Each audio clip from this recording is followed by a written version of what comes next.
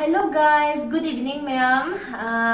Yam nungaire, yam nungaiba haitare ko ai yam khanghaudana yam nungaiba ama oire. Haidi aigi 10k subscribers sure. Yay! Ado ma'am ai yam harawe ado ai de video jing arang na namninge ba ko ado akoi jing hayeng shuti thokadaba ada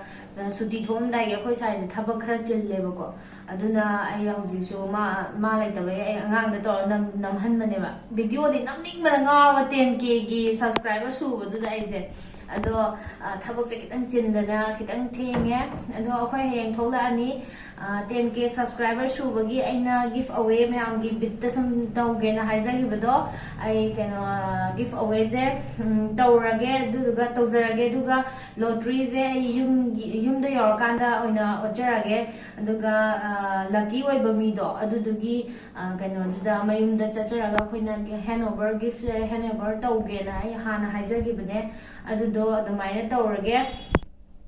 ado give away je kamaina aina kamaina tawjagadage haibada sigi aina thagatliba sigi 10k gi video jidane comment kano give away je yongning ba ichilino singna comment tawsanbira o aduduga ai give away gi lottery jo ocharage aduduga ai yumde hek yobaga give away gi lottery gi kano je lucky gi kano je ai kano tawjarage ado mayam yumda oina ai lucky oiba person do nupi oigera nupa oigera ado ai handover tawjaba lakjadoine ado yam thina haraure mayamna aigi kano channel asibu nungsibiduna 10k subscribers one bibai damakta ai yam thina haraure haitare ko mayam busu thagachari adagi nolukpa phongdokchari ado mayam subscribe tawsanbiyo like nambiyo adagi comment chu tawbiyo nungsiba aduga kari kamai akhoi kamai tawjige haibado video je kamai torogana nungaini haibado mayamna ju suggest adum tawbiro ai mayamgi ado ai mayamgi suggestion gi matungina mayamgi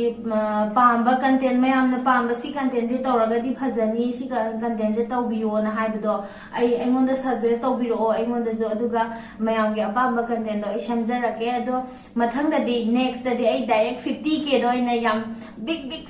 surprise oi ba haidi yamna chauba kano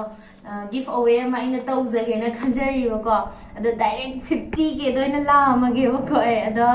kano subscriber singna aigi subscriber singna nungsibi bagi aibu 10k je yoba ngamjabane adudi yam thina nungai jare myam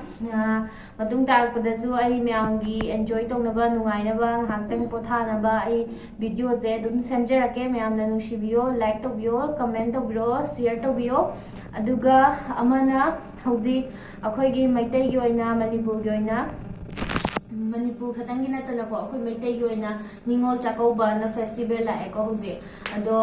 advance ningol chakauba gi wish pijari happy ningol chakauba pulap ki oina ningol pumna ma ki oina ina wish pijari adudi video je batang saida ga sanjarge mayam give away gi video da mu ngaminar se mayam bye bye karamjari